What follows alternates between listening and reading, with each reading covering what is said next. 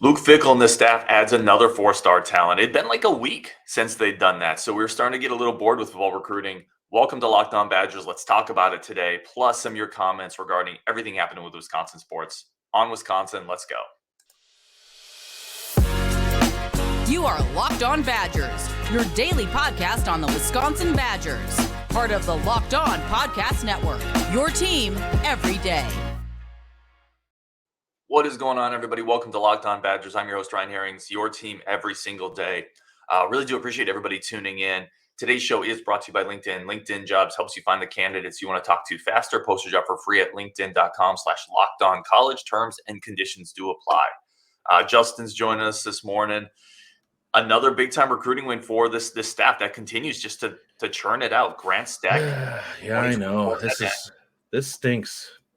Constantly bringing in four-star guys. It's been like a week. What are they doing? They're slacking. So Grant Stec comes aboard. He's a 2024 tight end, Algonquin, Illinois, 6'6", 220. Number 10 tight end in the country in the very, very early 2024 rankings, to stress that. Offers from Arkansas, Florida, Penn State, Tennessee, Michigan State, Iowa. I mean, he's got a great offer list, backs up the film. Justin, how are we feeling? Four-star tight end, higher ranked prospect than Medower, actually. Yeah, well, for now. I'm going to be very blunt with you. I'll be shocked if Mabry doesn't end up in the mid-90s. Like, his film just screams that type of prospect. But looking at this, Grant is a big body. He's not super broad, which I like because it means he probably won't naturally just get super heavy. He's lanky. He's a guy who really glides when he gets in the open field and can run. And he's a guy that's going to have a really easy time high pointing. Like, even if you have big linebackers, like they're 6'3". This is a guy who's going to probably have 3 to 4 inches on a linebacker if he's on him. And if it's a corner, he's got half a foot on him. Mm-hmm. So you have a guy who's really going to be a nice big target that can get up the seam, who can be a problem in this offense. And this is the type of guys they're looking for. Big bodies, athletic, that can move and really make plays for this offense, going out there and putting not necessarily guys who are bad athletes into a bind, but just guys who just don't match up physically. Yeah. I watched the film and then I wrote in my notes. Now, the first thing I wrote was this looks like a four-star tight end should look, right? Like so many players you get that are 3 stars, you either need to project something or they're missing a little bit of the measurables, right? They're 6'4", or they're 6'6", but they run like they have cement shoes on their feet. You know, this guy, it's fun when you watch his film because they split him way out wide. He runs routes in the route tree like a receiver. He's running outs, posts, corner routes. They do a lot with him. Catch the ball naturally, but they also put him with his hand in the dirt and he buries people. Like a three down complete tight end potentially. Everybody is a risk as a prospect. We don't know for sure, but this is the type of ball of clay that looks like a 4-star elite talent. And they have him listed. They have him listed as 6'6", 230, which is actually 10 pounds heavier than we thought. I think he can conceivably easily play at 245 and not look like he's carrying bad weight. Like he's a boy who can put on some muscle yet and still really maintain his athleticism. Yep. And again, we talked about Longo's offense, right? How are they going to use tight ends going forward? This is just a player. I think people still get to, and I think they do this on the defensive side with Tressel too. I think fans still get a little too worried about exactly how this is going to work here or how are we going to employ this. It's just getting the best players and putting them in space. That's what Longo wants to do. And if he has more tight ends, we had a guy on talking about North Carolina's offense last year and how many tight ends they used because they had a lot of them. And Longo's going to use them. People are getting too worried about fitting in exactly what this air raid concept. Longo's going to use athletes and weapons in open space. So the more athletes and weapons you get, the better. And this is a guy that's going to have a huge catch radius. And even if he's not outrunning guys, he can possibly just be too long to basically keep a body on. Like, it's like playing a 6'3" guy against a 6'6" center in basketball. That 3 inches makes a difference because it's probably 5 inches when you take arms into account. Yep. It's an Illinois kid, like Wisconsin's going to, I think, hammer Illinois. Oh, yeah. I have no doubt about that in my mind at all. And I think they should have been for years. We without a doubt, could have been more accomplished in that state than we've been over the last 15, 20 years. For whatever reason, we just didn't want to go head to head with the Michigans, Ohio States, or Notre Dames in that area. And it's the biggest city nearby. Like I don't understand. Like take your shots, because nobody has got it locked down. So you might as well see what you can grab. Yep, I agree. And then the other thing that's interesting to this with me is for like the last 2 or 3 years, it feels like we've lost out against Iowa for every tight end that we both wanted. Right? And we've always said, well, Iowa does a really good job developing tight ends, but really, we should be beating Iowa. Yeah, at least, especially with their passing game. Yes. Well, you remember our passing game? Yeah. But like going forward, if you get a tight end that has an Iowa offer and the Blues blood offers, and he's got the measurables, like this dude just checks so many boxes, Justin. Like I think it's these tight ends become a position where and I don't want to bag on that position, because I think there is a lot of talent in there that needs to be developed and has some upside. Like there's some good athletes in that room. We've had injury issues that have just crushed it for like the last 2 or 3 years, and somebody's got to get in. So we need to continue to throw bodies at it until somebody sticks and becomes a major producer. And we haven't really had that since Barry's grandson left. So. The other thing too, let's touch on this quickly, and then let's get into our next segment. But the last 3 tight ends that we've added to that class, or that group, right? You have Tucker Ashcraft, last year's tight end. I like him a lot. He's a bigger, stronger, not as fluid athlete. And then JT Seagreaves, I think, is a high upside lottery ticket. Yeah. And then Jake Pugh is too, or Jack Pugh. Jack Pugh, and then you add in Grant Stec. I think you're stockpiling some younger athletes there, which I think is pretty exciting. Yeah, there's going to be some options there. And like, listen, Pugh was another one of those guys that was borderline 4-star. Like he was for the bulk of the cycle in 2021. He was a guy who was a 4-star tight end. So that is a guy just like Stec, who can run like a deer, is big and fluid, and can do some things for you there. And he's a guy that I really look forward to this year, kind of seeing what he brings now that he's healthy. We'll kind of see the same thing with Stec. I really like adding another body in there because it ups your chances to hit on somebody.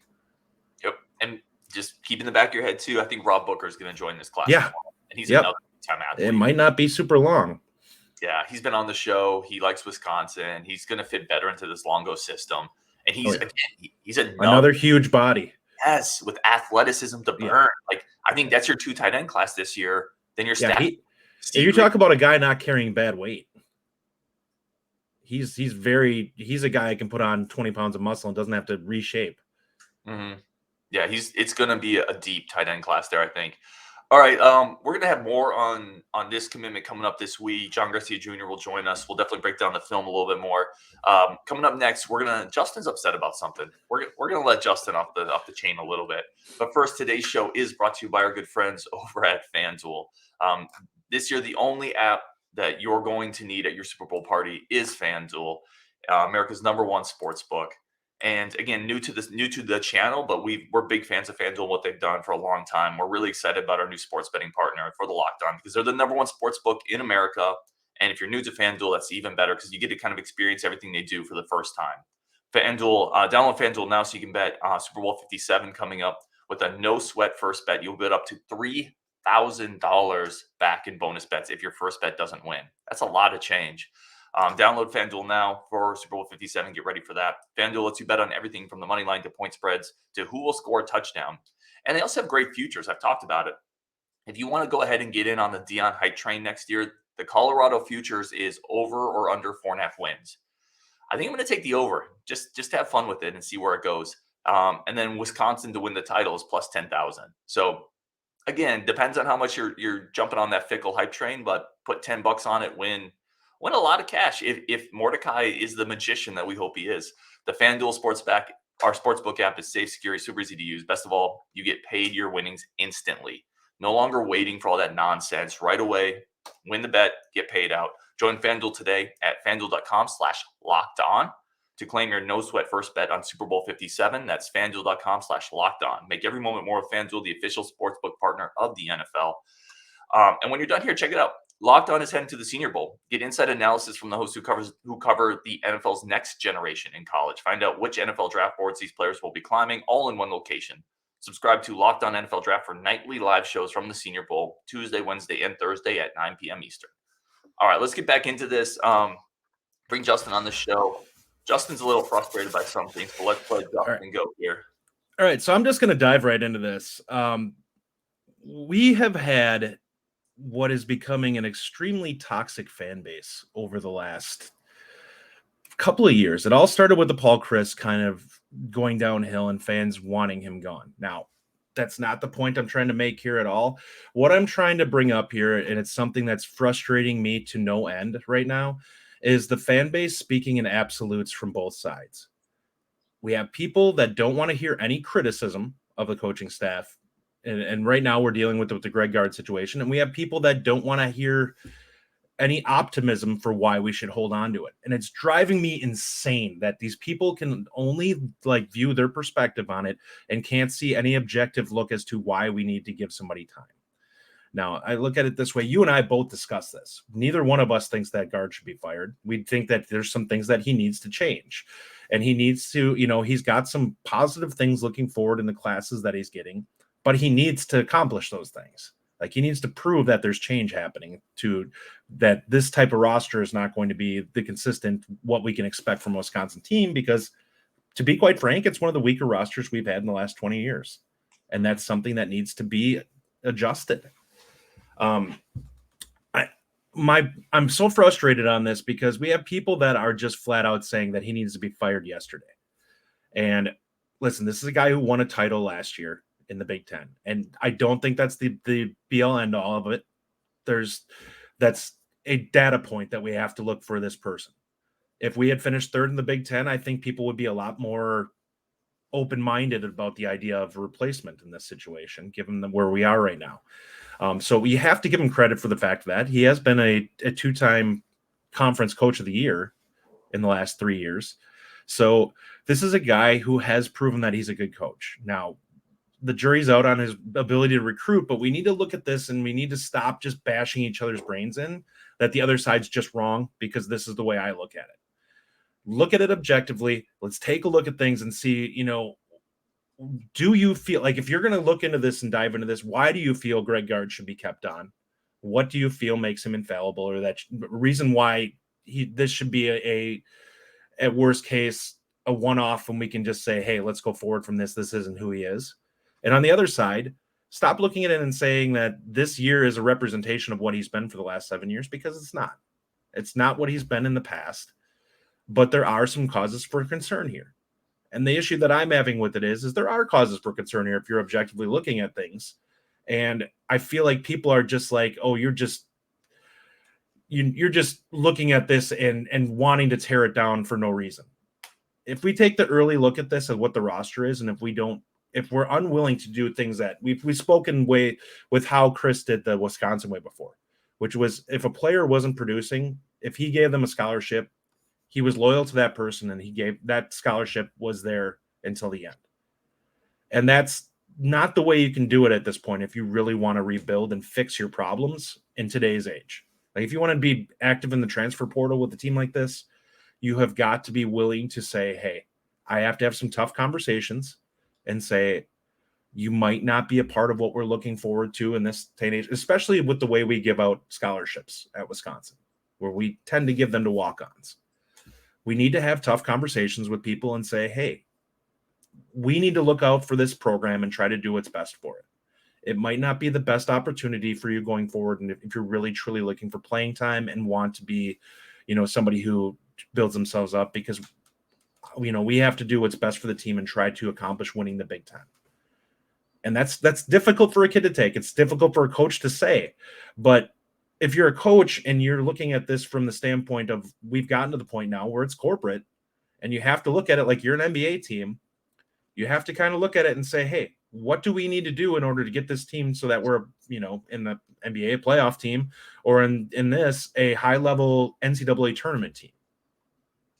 So you're saying, in a big picture, let's have some nuanced discussions. Yes. Crazy, right? Yeah. Let's not look at it like it's a cut and dry one way or the other and just destroy the opposite side without any conversation about it, because you feel like it's ludicrous. Listen to the conversation and point out why you feel like you don't agree with it. I feel like that's a microcosm, right, of the world we live in right now. Oh, it 100% is. We just vilify everything that we disagree with.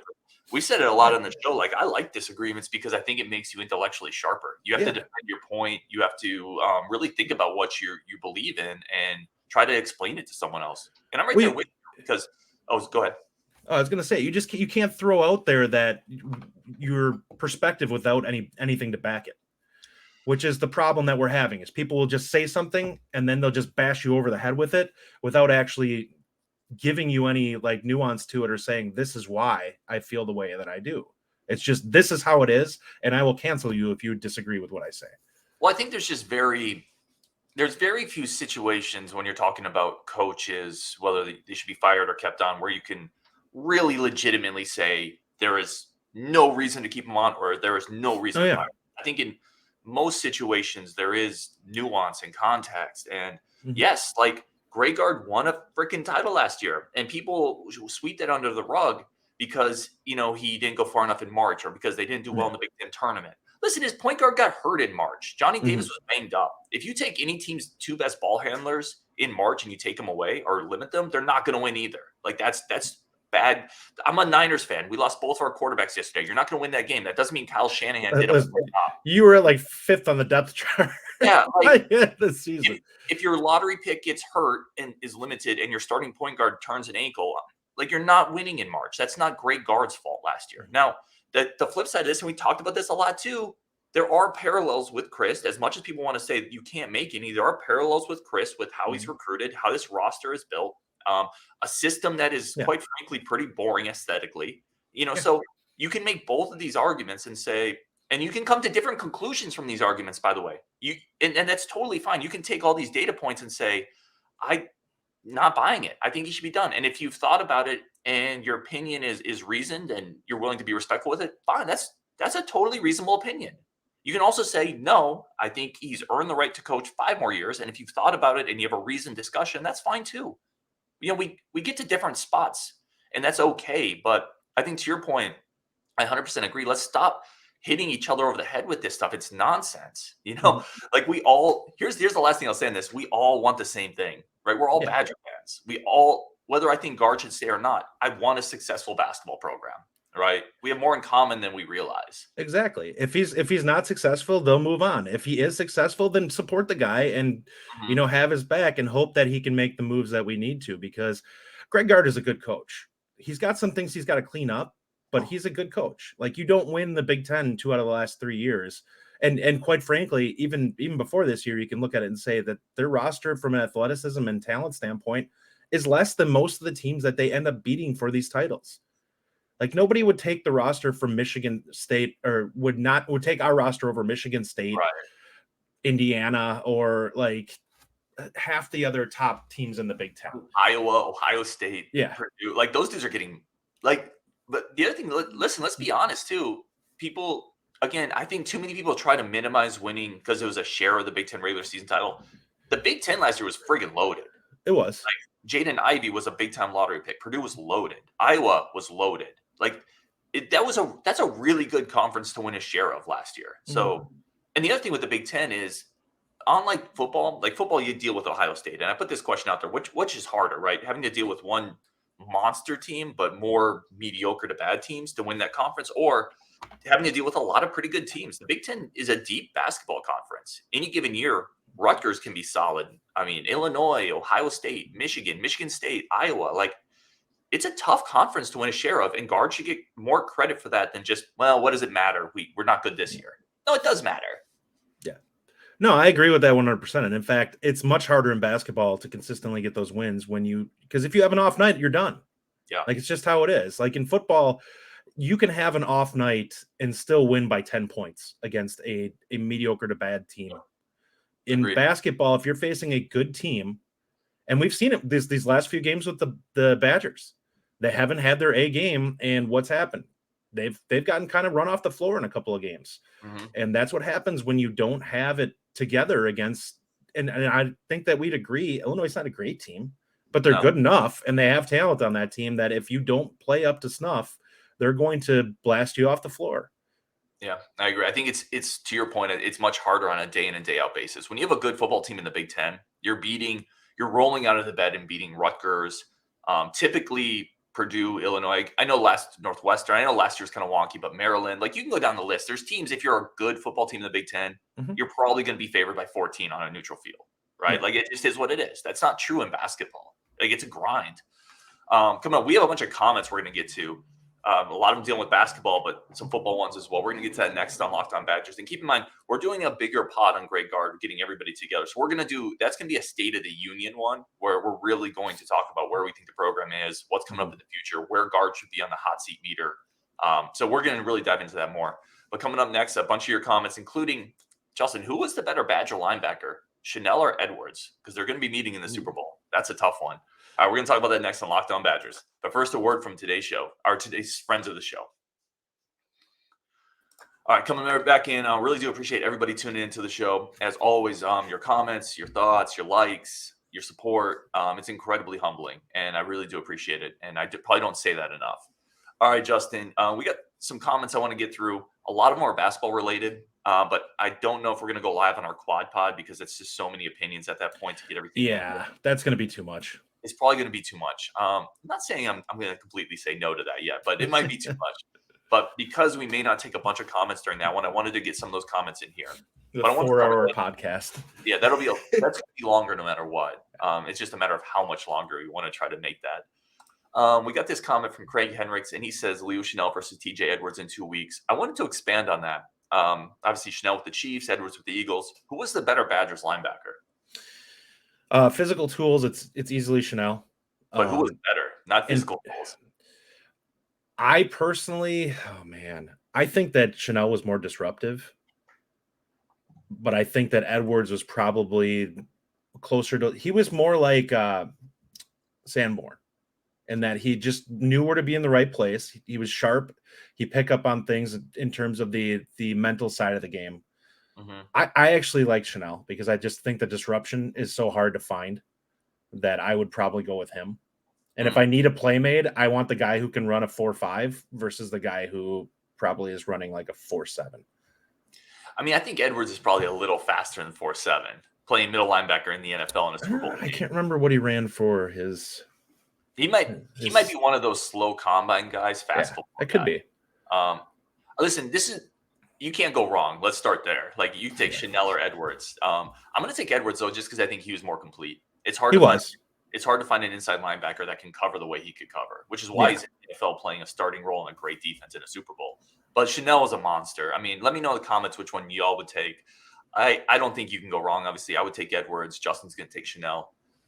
Craig Henricks comes back. It's sad that I would rather talk about football than basketball this time of year. I mean, yeah, we're having a rough season, but I think that most fans, like, if we look at Wisconsin Badger fandom, it lives and dies with football. Mm-hmm. Basketball is one of those things that when we hit March is when most of the fan base fully dives into it. Agreed. SDN 40 says everything you say in favor of the program are the exact things that were said about the football program for the last 10 years. Hope, pray, if everything falls perfectly, et cetera, et cetera. So I had to clip this. This comment had more. Again, I have a character limit, so I can't put your entire comment up, SDN. The one thing I would say is I was pretty critical of the football program. So I didn't do a bunch of like, hey, ride the boat with Paul Chryst. Everything's great. I was pretty critical. And there's things that Paul Chryst did that I don't think Greg Gard is at that point yet. There was in-game ridiculousness that Paul Chryst was doing. I mean, not knowing when to punt, like really ridiculous, accepting penalties that gave Ohio State the ball at the 40-yard line. Like, what I'm saying is I don't think Greg Gard has gotten to that point where he's doing things in-game, and I'm just like, that's the dumbest thing I've ever seen. Mm-hmm. Or not filling out a recruiting department when every other team in the conference has one, or hiring an offensive line coach to coach running backs, right? Like, what I'm saying is be critical of Gard. I don't think he's at the level that Paul Chryst was at the end. I don't think it's close. Really, the only thing that we're arguing about when it comes to Greg Gard is simply recruiting.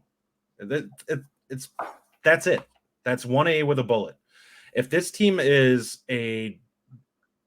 let's put it this way. If this is like the 2010 Badgers roster, he's probably got them challenging for the number one for winning conference right now.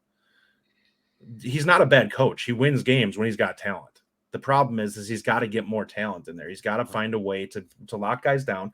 And it can't be, I have 4 or 5 guys that I can trust that are Big Ten players, and then I have some mishmash of whatever that's coming out. He's got to go 8 or 9 deep with guys that are legitimate Big Ten caliber offer guys. And that will change everything for him. Like if you give him 9 guys that can play in the Big Ten, he's going to go deep into March. He just hasn't had that. And that's really where it comes down to, right? There's a question in here, see if I can find it, about the system. I don't know where it went, but does the system inhibit his ability to get that talent? Like, because that's kind of the crux of the Paul Chryst question we always had. Can he get a quarterback with this system? Well, he can't because he's got this system. Well, then he can't get better because he can't get a quarterback. It was like this circle of futility. Are we there with Greg Gard and the system he runs? No. To be blunt right now, I think that the issue that I have with him is that he needs to open his eyes a little bit more and cast a wider net when it comes to looking at recruiting in general.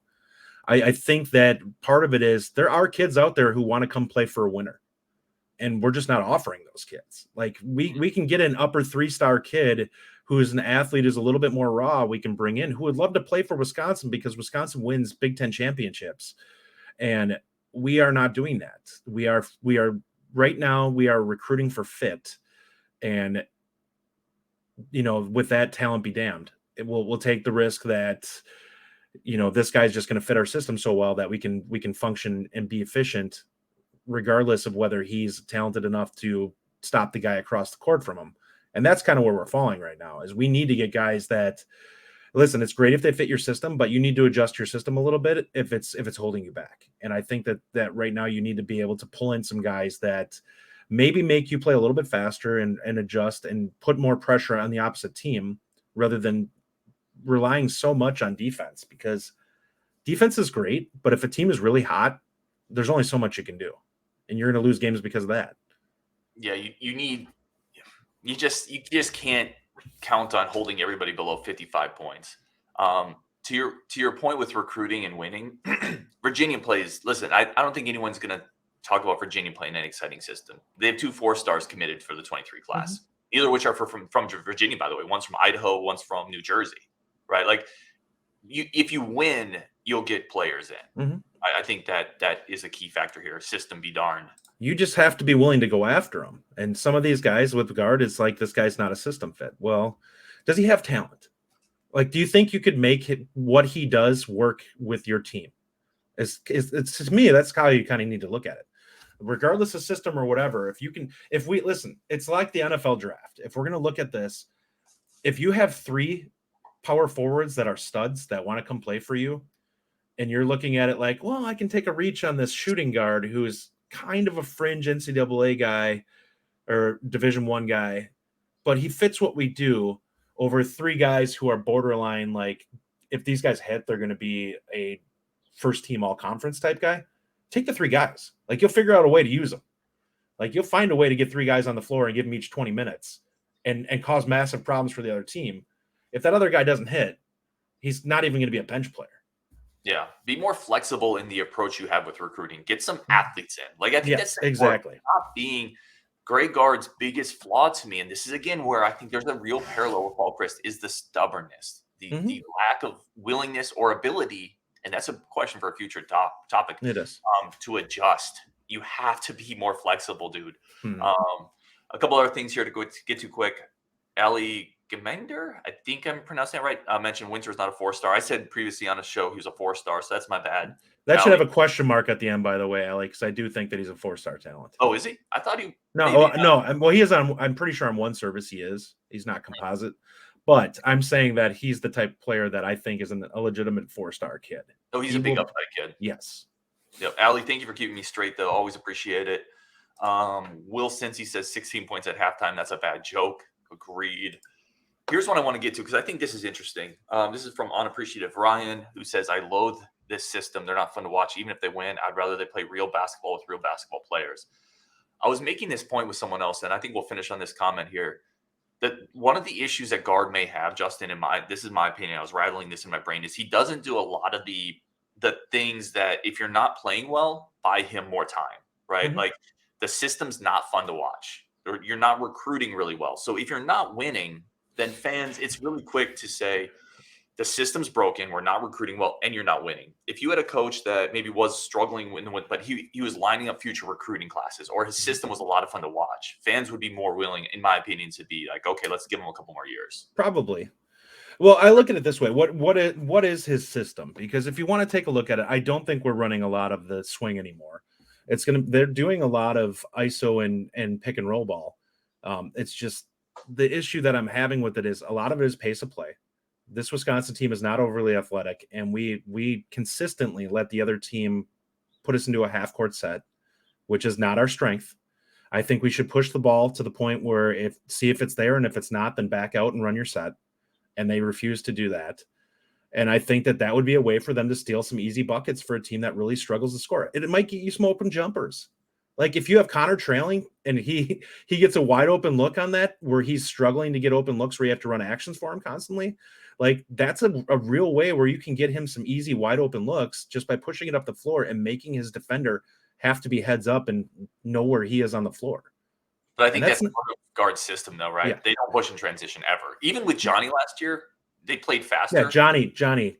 But faster is still relative, right? We still run a fast team. We're faster relative to other Badger teams. Yeah. And listen, their system is hit the glass and rebound. We're not going to leak out in transition. That's their system. And comment on Klink, by the way, he listens to the show a lot. I didn't get his comment up here. He actually disagrees with your transition comment. He said, see if I can remember the comment he had, but he said this team basically isn't athletic enough to really get into transition, and we're better off trying to play.